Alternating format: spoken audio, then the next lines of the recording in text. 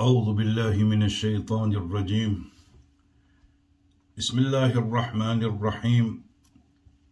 الحمد لله رب العالمين والصلاة والسلام على أشرف المرسلين سيدنا ونبينا ومولانا محمد صلى الله عليه وسلم وعلى آله وصحبه أجمعين، وبعد. اللهم لا علم لنا إلا ما علمتنا، اللهم زدنا علما وارزقنا فهما يا رب العالمين. Assalamu alaikum wa rahmatullahi ta'ala wa barakatuh. After we praise the Almighty Allah subhanahu wa ta'ala, peace and blessings unto our beloved Nabi Muhammad sallallahu alayhi wa sallam, his friends, families, friends, and all those who follow him. My respected brothers and sisters, we will continue regarding the parents. And I think what is important, like I've said previously, why do it stretch out so long? It is simply because it's such a lot to speak regarding the parents from Islamic perspective. Last week we left off with this Sahabi Ridwanullahi alayhi that came one day to the Nabi sallallahu alayhi wasallam complaining about his mother. As we will say, my mother nags. She keep on telling me this or that. So how was the reply of the Nabi Muhammad sallallahu alaihi wasallam? The Nabi sallallahu alaihi wasallam said to him, was she nagging when she carried you for 9 months? Like we all know. Was she nagging when she breastfed you for 2 years? That's your right. But what I'm saying here is the Nabi questioned this boy. And was she nagging when she gave birth unto you? Now look how beautiful the Nabi said. There's 3 things that we as men will never experience, only the female. To remind us and this particular boy, never forget these 3 stages, that the mother alone has been carrying us, feeding us, breastfeeding us, and the pain of birth also, the uncomfortable situation. What was the reply of this boy? This boy said, فَقَدْ جَازَيْتُهَا يَا رَسُولَ اللَّهِ. I've rewarded her. Can you imagine? What did the Nabi says? كَيْفَ جَزَيْتَهَا. How did you reward her? I want us to listen, to let us understand that indeed, that this is how Islam looks to a mother. He replied to the Nabi sallallahu alaihi wasallam by saying, حَجَزْتُ بِهَا عَلَى كَتَفَيْ. I perform Hajj with her while I carrying her on my 2 shoulders. Just imagine. If we see a child like that, what will we say? Nothing else but praises. Of course, the Nabi didn't condemn him. But what did the Nabi say to him? And this is very important to us as children.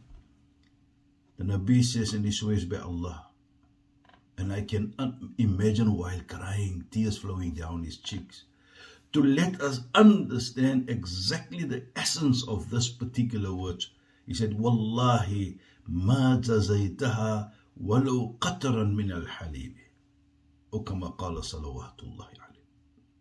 He swears, say, Wallahi, you did not reward her not 1 drop of that milk that you have sucked from her breast.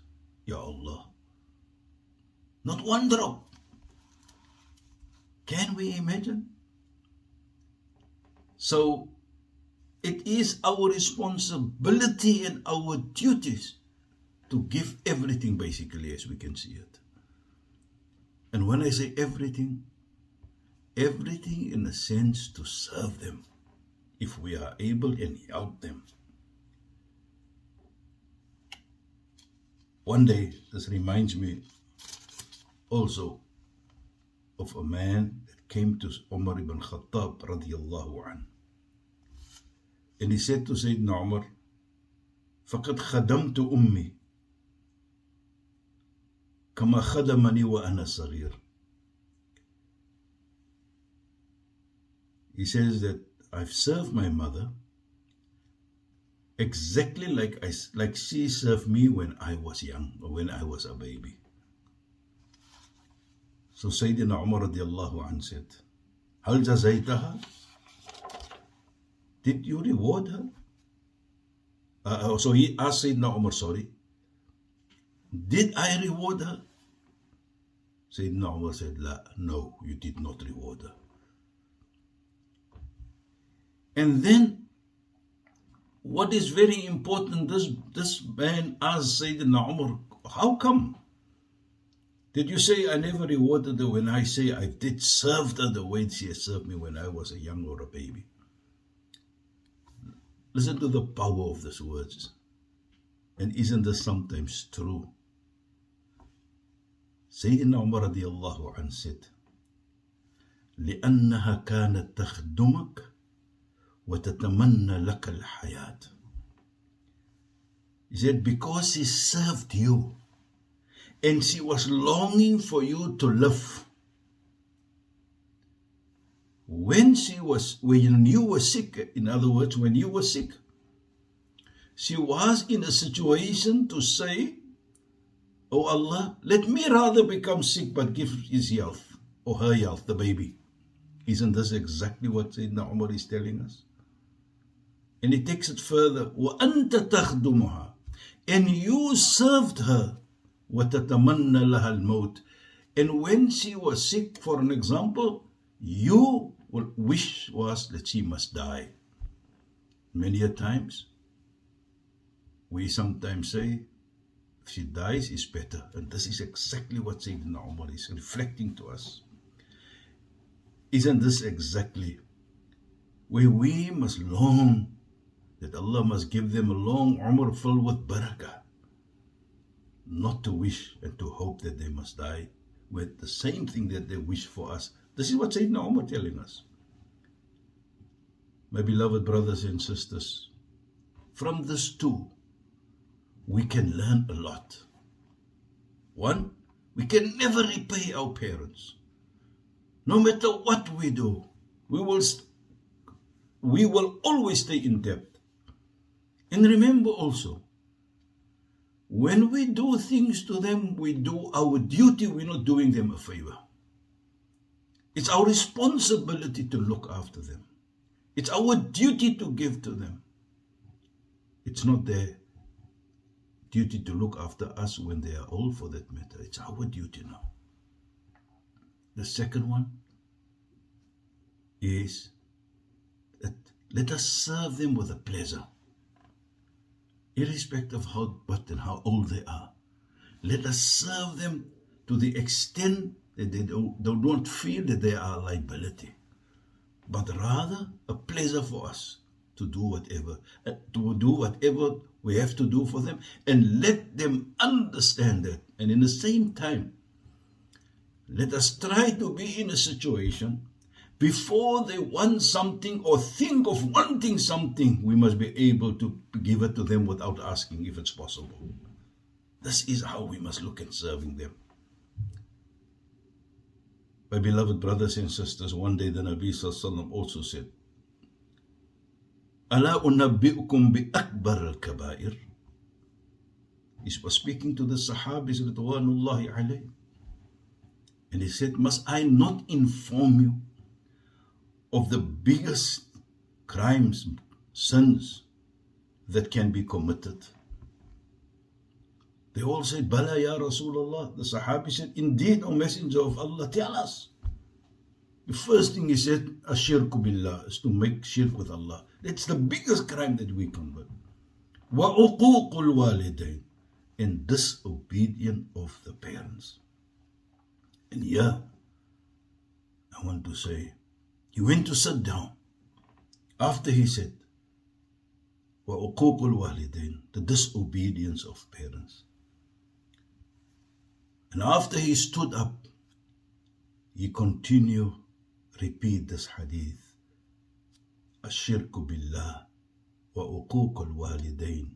A few times he said it. Ashirku billah wa uququl walidain. I want us to take note here.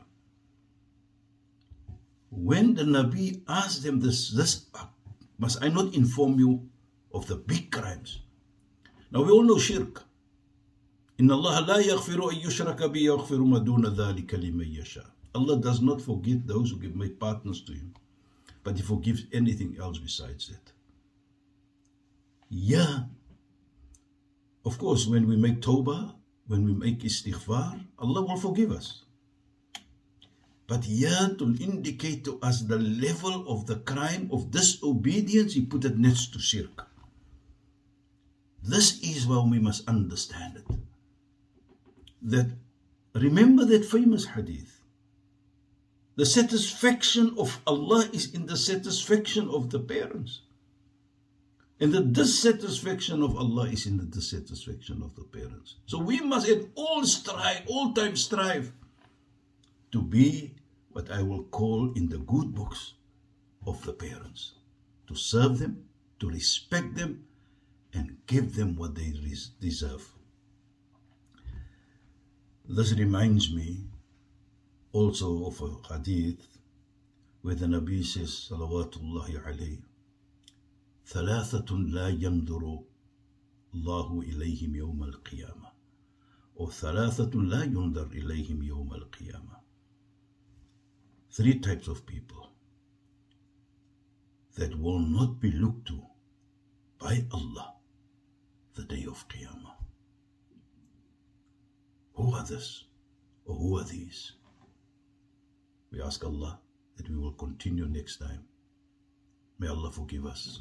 Forgive our parents, those that has passed on, of our parents and people. May Allah grant them and all of us Jannatul Firdaus, inshallah.